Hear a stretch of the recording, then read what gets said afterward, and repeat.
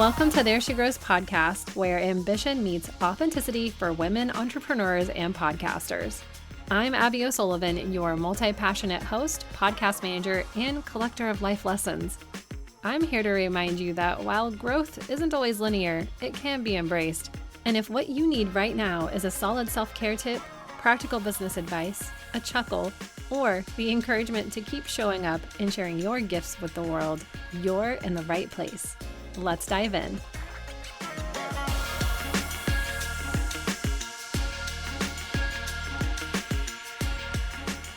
Hey there, welcome back to There She Grows. Recently, I got to be a guest on the podcast Process to Profit with my new pal, Lauren Glynn. And we actually ended up doing a podcast guest swap. We've been on each other's podcasts. So I've got her episode where I interview her coming up to give you all the goods about what she does as a systems implementation helper, doer in the back end of your business to keep you running smoothly.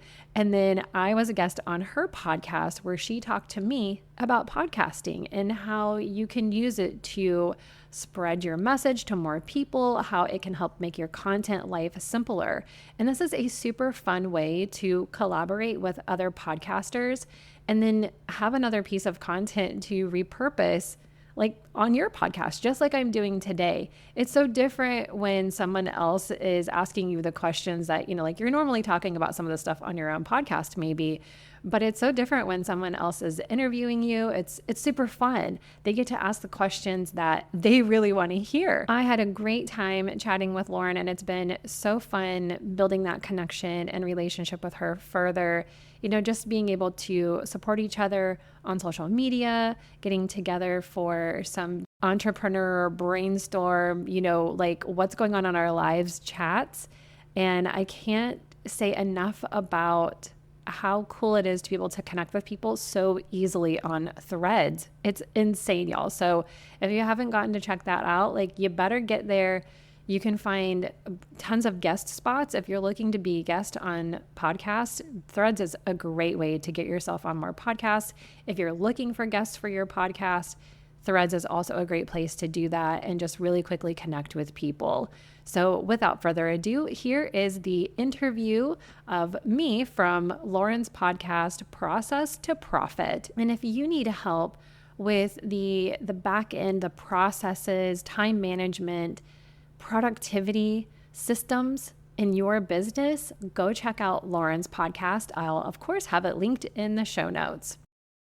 Podcasting can open up doors not just for clients to find you or to come further into your world, but for you to expand your brand and what you're doing. If, speaking or hosting something is kind of on your radar, a podcast is a good first step to all of that. Because you just never know what can happen from getting on the mic, starting to share your voice, refining your voice, figuring out what it is you really love talking about and who you love talking to, and then meeting all these people. You just never know what can come from it.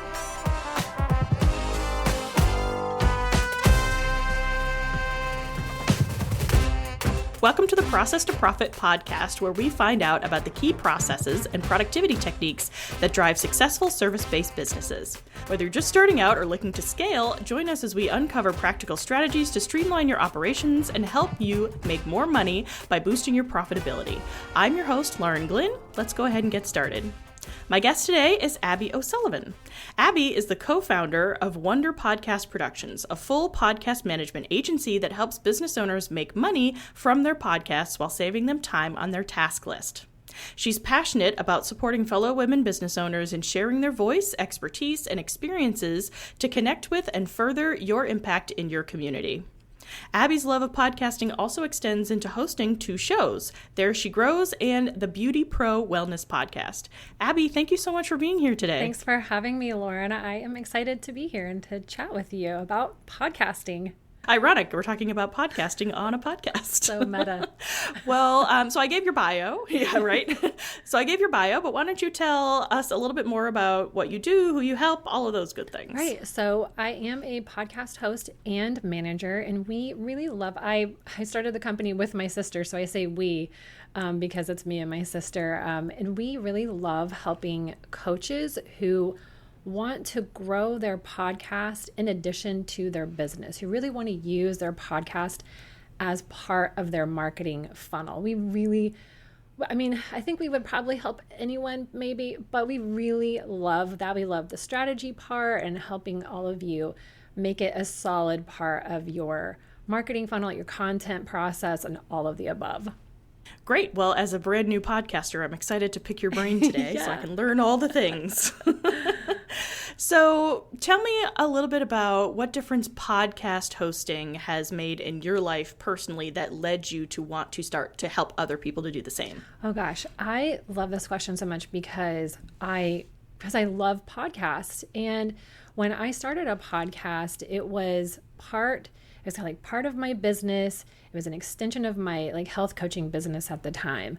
And it was a way for me to just really express myself and my personality in a totally different way, but also the same way that I've done in my beauty career. I've been an esthetician for over 15 years. And there's a lot of stories told with your clients on the table over the years. I've been single. There's a lot of this and that, divorce, blah, blah, blah. So it was a way for me to bring kind of what I was already doing and really infuse my personality into a piece of content that can then be shared, across social media. It can be used to build the business or to just nurture your audience. And I love that you can also find other opportunities within podcasting. So it's not just about me getting to express myself. You get to network with other people like yourself, meeting through threads, then getting to know each other. Maybe we get to collab later down the road, maybe not, maybe whatever. But also getting speaking engagements. So I love that podcasting can open up doors, not just for clients to find you or to come further into your world, but for you to expand your brand and what you're doing. If, speaking or hosting something is kind of on your radar, a podcast is a good first step to all of that, because you just never know what can happen from getting on the mic, starting to share your voice, refining your voice, figuring out what it is you really love talking about and who you love talking to, and then meeting all these people. You just never know what can come from it. Yeah, I've been finding that I've been meeting some really great people, both by being on their podcasts and by having them on mine. Mm-hmm. So, it's a really great way, like you said, to expand your network and just meet new people. I have found, and I'd be interested to hear your thoughts on this, that I started my podcast, after being in business for a while. I had already been doing some networking. I had already been sort of casting the net around. And so that really helped me to reach back out to those people and say, hey, I'm starting a podcast. Would you mind being on it? Do you want to be a guest? What would you recommend for people who are just starting out? Do you think that they should focus on a podcast first in their business? Or is that something that should maybe come later after a little bit more experience and a little bit more of a network already existing? I think that if you have the drive to start a podcast and you create a plan for consistency and you have a pretty clear idea of what you want to do with your podcast, what the theme of your podcast is, I would say go for it, because I also do encourage people to do solo episodes. You're the expert. You're really who your audience is coming to listen to. So make sure you're doing some solo episodes. And then you can also kind of get your processes down and get a feel for how things are working. But there is something to be said for having a little bit more experience and clarity in your business too. Because if you don't really know why, that there's not an anchor there for your podcast, sometimes it's easier for people to let it go by the wayside, fall behind, and then completely fall off. And then they're like, oh gosh, I need to get back to it or whatever. So I think it can kind of go both ways. There's definitely something to be said for having a little bit, I don't know if the network matters as much, but there's definitely something to be said for knowing what the heck you want to do in your business and how your podcast fits in that way. I mean, you can be like me and just be like, listen, I just want to start one because it's a creative outlet for me. This is what I want to talk about. And then kind of like figure it out. But I have had a podcast before. I'm talking about like my most recent podcast where it was like, I want to expand what I'm talking about. I'm so niched down in this other one. I'm going to expand what I'm talking about. And now a couple months in, I'm like, okay, actually, I know what direction I want to take now. So, but it's also not completely, totally like related to what I do business wise too. So it's kind of a different example. I do it because I love it. And then also it can be part of the business and it will be eventually. But I would say like to really get that consistency, like there kind of needs to be that anchor. It's for long answer to that question. Well, yeah. And the other thing I think I have found is that I didn't really understand my customer when I was first starting. Like I knew that I wanted to help people with processes. I thought I wanted to help them with technology, but I found in the course of my business that talking about technology doesn't resonate with people, but talking about process and productivity does resonate with people. And so I think if I had started my podcast earlier, I probably would have been talking about things that people didn't care about because I didn't really understand it. Yeah. You know, I didn't understand what it was that they actually needed and wanted. Yeah. So like you said, I think there's value in sort of building your business to understand sort of what you want to talk about, but also what your audience wants to hear about so that you're actually providing that value in the podcast. Yes, absolutely. Great point. Because I had started a YouTube channel I was originally doing leadership coaching and found that I was figuring out what I wanted to talk about, but it wasn't really resonating with anyone because I was like, this is what you need to know, but not what they wanted to know. So it was challenging. Yes. It was a very uphill battle. I mean, I do feel like I run into that a little bit. But it's like having different types of audiences too from the different careers that I've had. There's going to be some crossover, but I do feel like I'm at a point where I'm not stepping into a new world, but kind of stepping into a new role, kind of stepping into a new world. And where I feel like some people really seem to want me to talk about the fun stuff like dating and single life and all of that. I'm like, I mean, like here and there, maybe when it applies, but I don't really want to talk about that as much as maybe people want me to. But I'm also like, is there something there? I'm like, but there's a balance. How can I relate it back? Yeah, there's a balance there because I'm like, yeah, we can talk about relationships as like, you know, a single woman business owner or something like that. I've talked about it in terms of growth. And, you know, it's like once I get one or two of those episodes done, I'm like, I'm good for a while. I don't really want to talk about it. There's just like more growth oriented. I don't want to like put that down, but there's more growth oriented things that I want to talk about than what the dating scene is like. Yeah. As someone who is also single and divorced, I don't know that I want to hear that much about it because I'm living it. So that's exactly how I feel. I'm like, you know, there's a lot of podcasts that talk about this stuff already. I don't know if I feel the need, but if you want to talk privately, we can jam, but maybe after the recording. Yeah. Okay. So to switch gears a little bit, if someone is thinking about starting a podcast and they want it to be something that supports their coaching business, what would you recommend to them? How should they get started? Okay. Well, what I feel like people do is gravitate towards like, what tech am I going to use? What mic should I get? Like, what's my, setup going to be? And those things are great. But what I first recommend to do is to get clear on the why of your podcast. Like, what are your content pillars? Like, what are you going to talk about? And that can be pulled from what you already talk about in your business. And then you just come up with some ideas.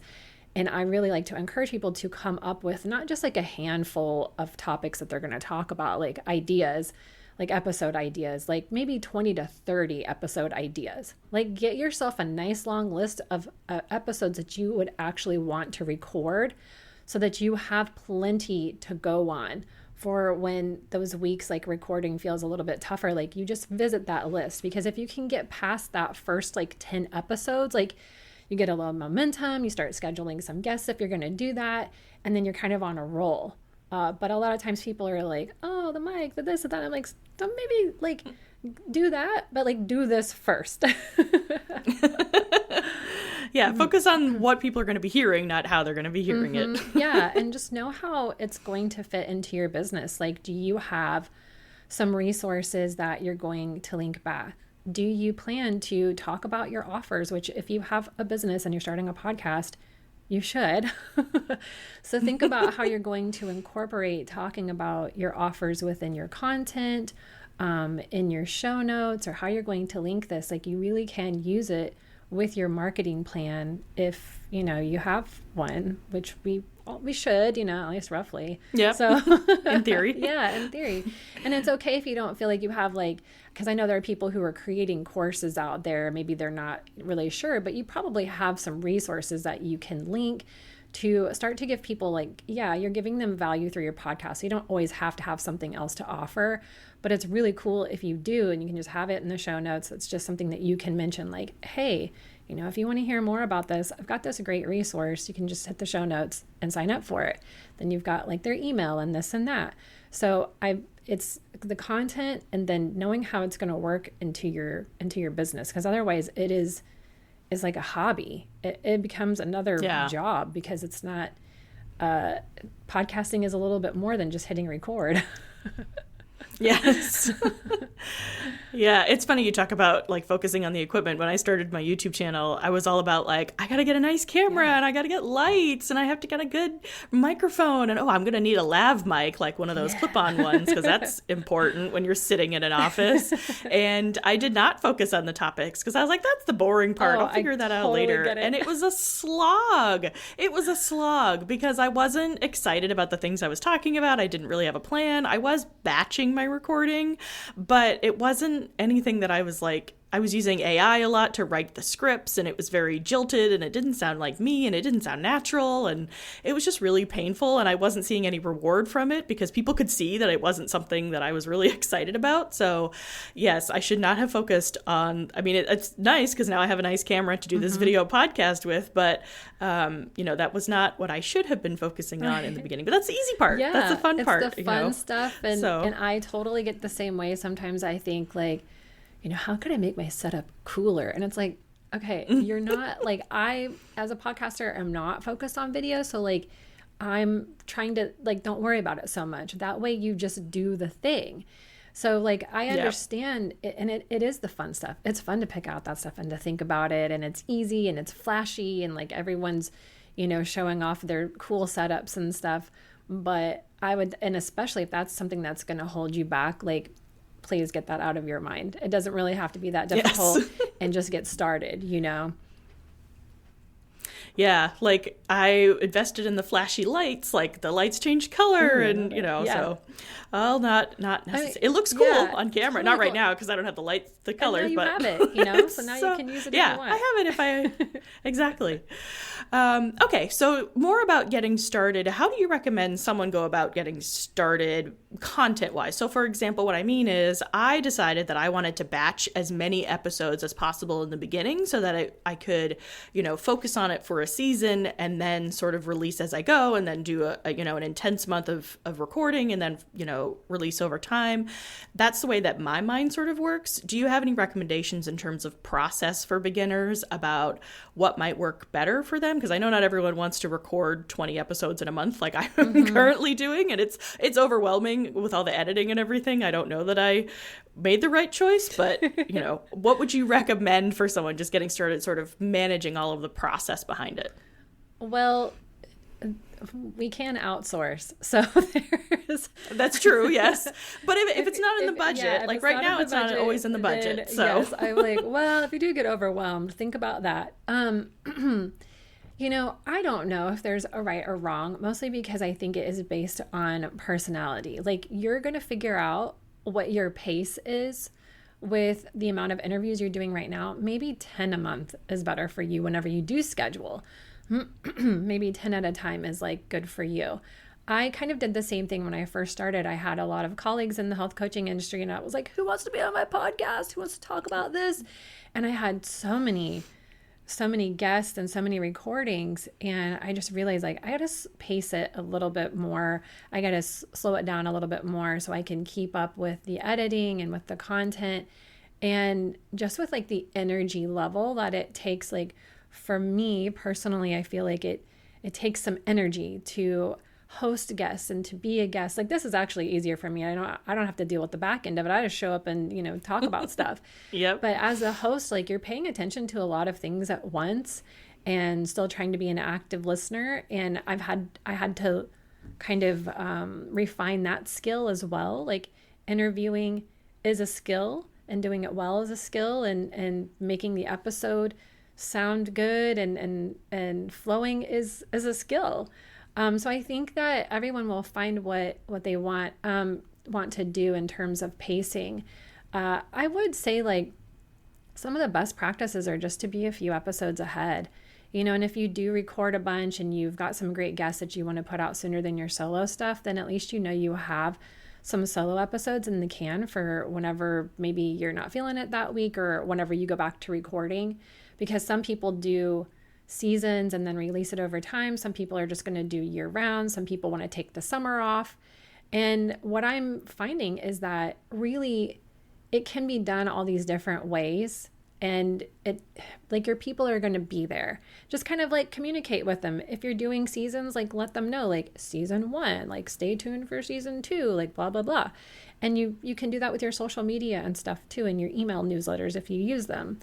So I don't really know if there is particularly a right way, but it is really helpful if you do have some content recorded for the times that you kind of are like, I don't feel like doing it this week. And honestly, that's where guest episodes really do come in handy, because it's content right there. Like, you didn't really have to, you don't have to do a lot yourself, aside from a host. Host and prep, right, and edit. Exactly. Like, because all the content with it. Yeah. People, it's not like, but it's not as, maybe, like, for me, sometimes recording a solo episode, I just get annoyed at myself a lot faster. So I'm like, can you just get it right? Can you just say the sentence? Yeah. Why is it so hard? Like, when we started this one, I think I had to record my intro like 3 times because I just could not get the sentences out. I do the same thing. I just don't do it live with my guests. I might have to switch to that. Yes. That might be a better idea.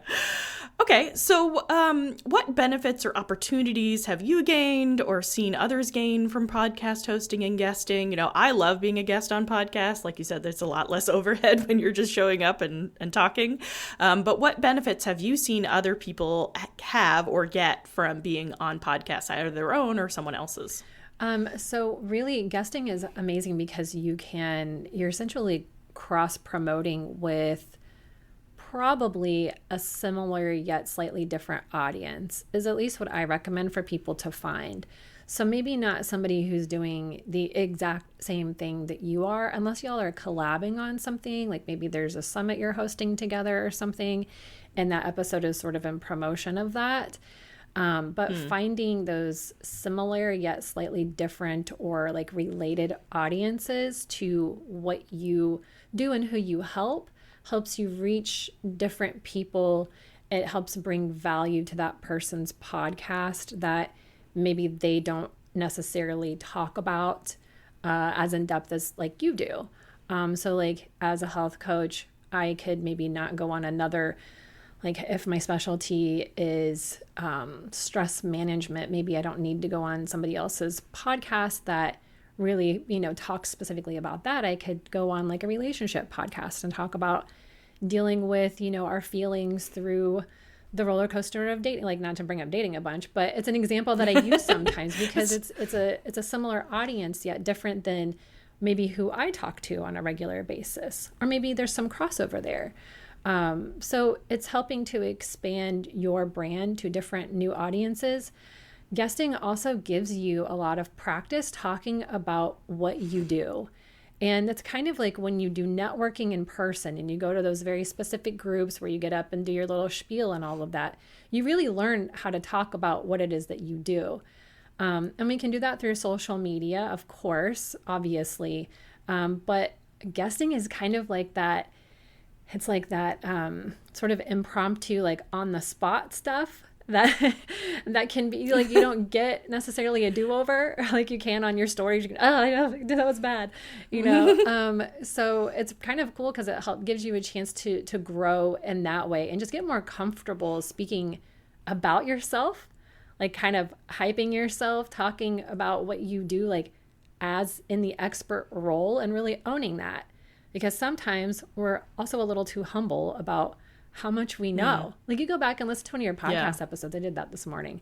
And I was like, listen to me. I might know what I'm talking about here. But I've also seen people get speaking engagements, or maybe have the courage to go for that speaking engagement. Of course, you can gain clients just by way of like, it's a huge nurturing system. And so you could gain clients from that, like people diving into your content different ways. Podcasting is an evergreen piece of content where they are listening to you in this more intimate format, like you are right there in their ear.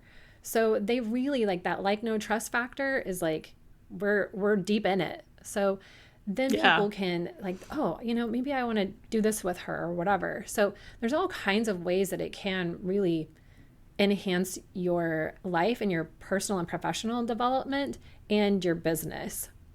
Yeah, speaking of learning to talk about yourself, I'm really glad that I guested on a bunch of podcasts before I decided to host my own, because I got a feel for how can I talk about what I do in a way that is interesting to people and relatable? How can I talk about these concepts that I really am excited about talking about, but in a way that people actually understand it, and I'm not using jargon, and you're not, talking too fast. I've watched a lot of Gilmore Girls in my time, and I tend to talk very fast. I'm from the North.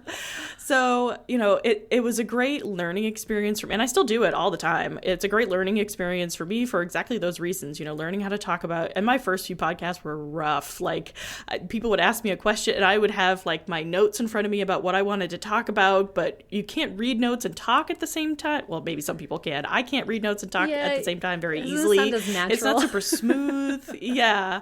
But I also didn't want to forget things. So I still have notes when I do, like I have notes in front of me right now while we're talking, and I have notes when I'm on a podcast, but it becomes easier the more you do it, and the more you get used to it, and the more you feel confident, like you said, about what it is that you're talking about, what it is that you do. So absolutely. And it's totally okay to have notes, just in case anyone is feeling like, oh, it's great to have notes. Like do that, like help yourself. And especially like as a host, of course I want to know what my next, I write my questions like intentionally. So those are the things that I want to get out of the interview mostly. And then, we'll see where else it goes. But yeah, it's definitely, it definitely helps build your confidence. Like, whether or not they use the video, just being on camera, seeing yourself speak and emote. And I know we do that on social media too.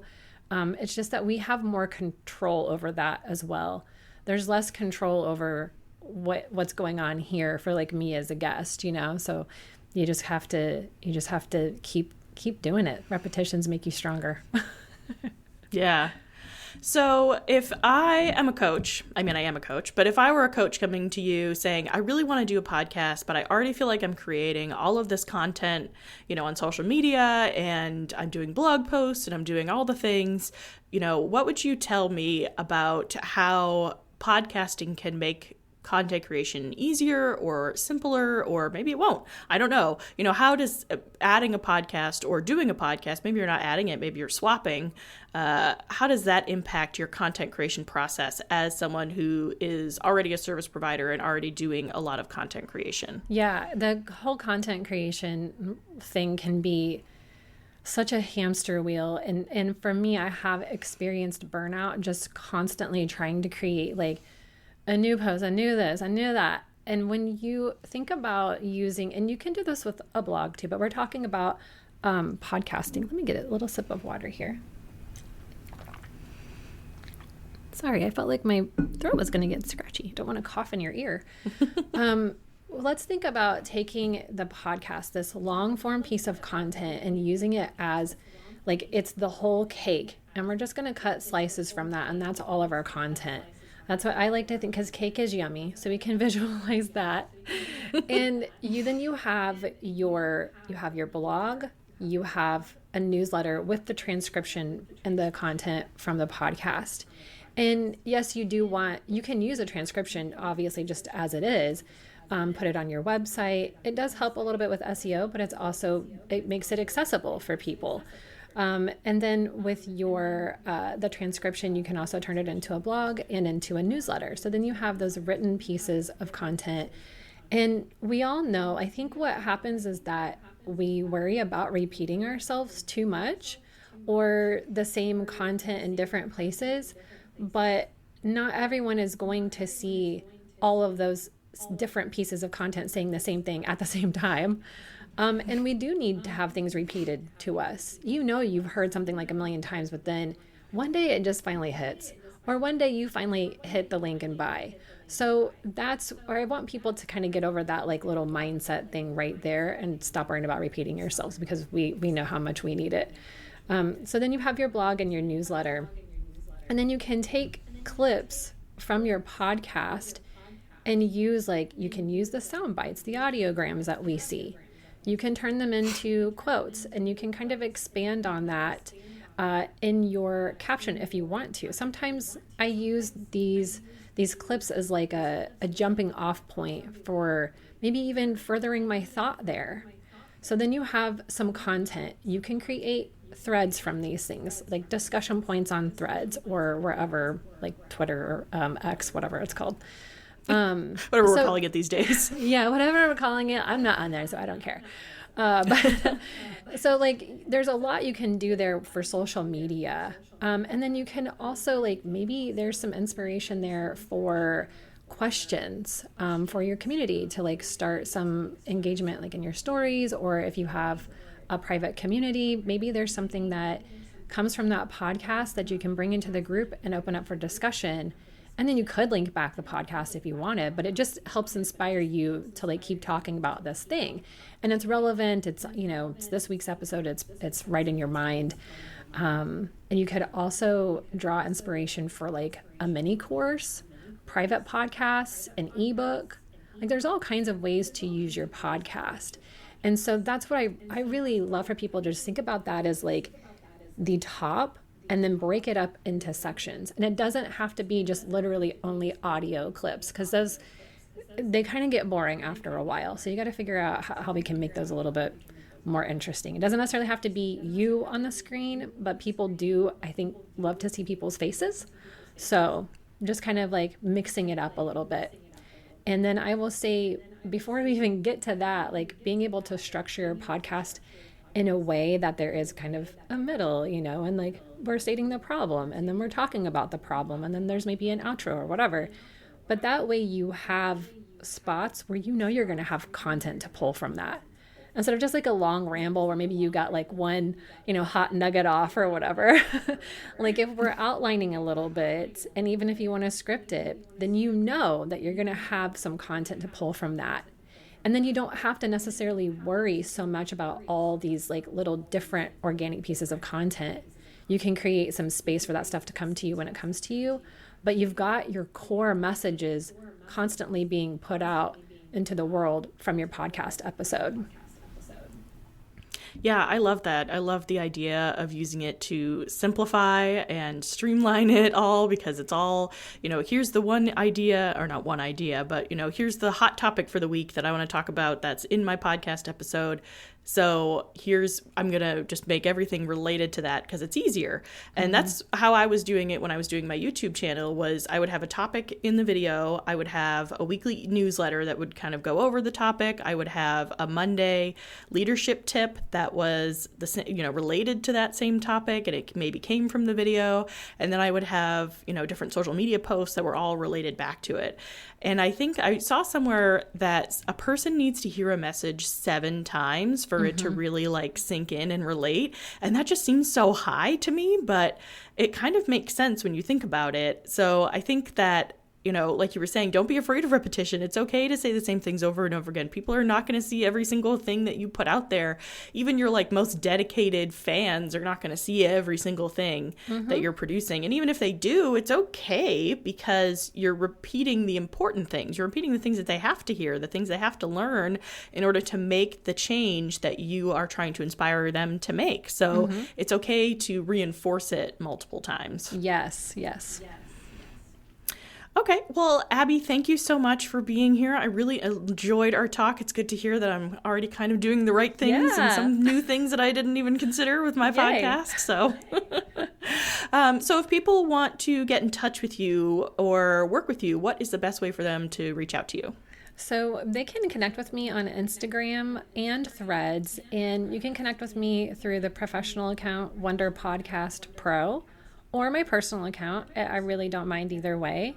And the personal account is itsme.abbyo, ABBYO. And that's both on Instagram and Threads. That's where I'm the most active and love hanging out with people there. And they can also visit our website to see everything that we offer is www.wonderpodcastproductions.com. Great. And I guess if they want to listen to like my podcast or whatever, but like, I'm like, you can. There's so many things to remember. Maybe. I'm sure they do. Well, I'll make sure to link it all in the show notes and the video description here on YouTube if you're watching on YouTube. And you had a free gift for our listeners, watchers today. What was that? Yes. If you are a podcaster and you want to grow your podcast, you're feeling maybe a little bit stuck in a rut with your podcast, need some inspiration, or even for your quarterly planning, we have a DIY, like a self-guided podcast audit guide that will take you through 6 key areas that we like to look at when we're auditing a podcast. We did leave out sound quality, but that's because we put in a really cool section on looking at your numbers, your stats. And there's a video that actually will take you through what numbers to look at and why. So I think that it makes it so valuable because people are often very confused about what they're supposed to do with their analytics. And this will take you through step by step. And it's up to date. There's current information because Apple's always changing things. So yeah, so like it's very current, up to date. But there are other sections that you can go through to gain a lot of inspiration on your content, on what you can do to expand or grow your podcast, and also how to monetize your podcast. So we'll leave that for you in the show notes. Great. Yes, I will make sure I put that in the show notes. Again, thank you so much for joining me today and being my very third guest here on my brand new shiny podcast. And I really appreciate it. Yes, thank you so much for having me, and thanks everyone for listening. Bye.